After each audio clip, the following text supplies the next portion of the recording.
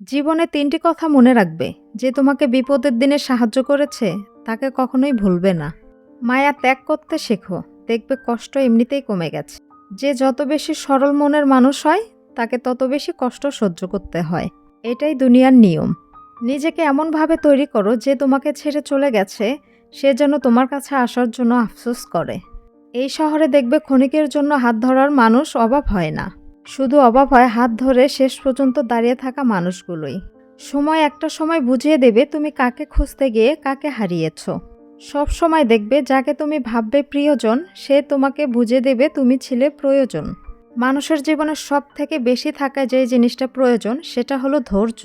সময় কখনো দুঃখ কষ্টগুলোকে ভুলিয়ে দেয় না, সময় দুঃখ কষ্টগুলোকে মানিয়ে নেওয়া শেখায়।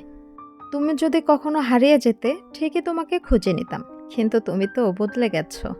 আসসালামু আলাইকুম, welcome back to my another new video. সবাই কেমন আছেন? আশা করি সবাই ভালো আছেন। আল্লাহর রহমতে আমিও অনেক ভালো আছি। তো এই তো আপনাদের সঙ্গে কথা বলতে বলতে আমি বিকেলের নাস্তাটা রান্না করে নিচ্ছি। তো আজকে রান্না করছি নুডলস। তো 2 প্যাকেট নুডলস আমি ভালো করে কুক করে নিয়েছি। আর এখানে হচ্ছে চিংড়ি মাছ দিয়ে দিলাম চিকেন দিয়ে আমি বেশ কিছুক্ষণ ভেজে নিয়েছিলাম। তারপর গাজর দিয়েছি, আবার ফ্রোজেন করা মটরশুঁটি ছিল, ওগুলোও দিয়ে দিলাম।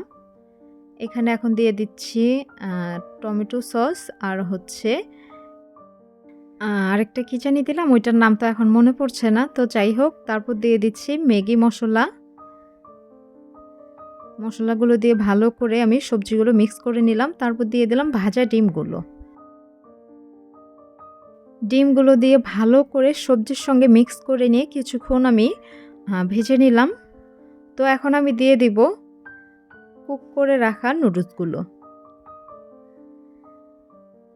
তো এইভাবে হাত দিয়ে নাড়া দিচ্ছি, আর নুডলসগুলো একটু বেশি কুক হয়ে গেছে। এখানে হচ্ছে 2টা নুডলসের প্যাকেট নিয়েছি, তারপরেও কিন্তু মানে তেমন একটা বেশি ছিল না। আর এখনকার যে নুডলসের প্যাকেটগুলো একদম ছোট করে ফেলেছে, মানে খুবই অল্প দেয়। প্যাকেট মানে আগের মতোই বড় আছে, কিন্তু ভিতরে আর কি অল্প থাকে।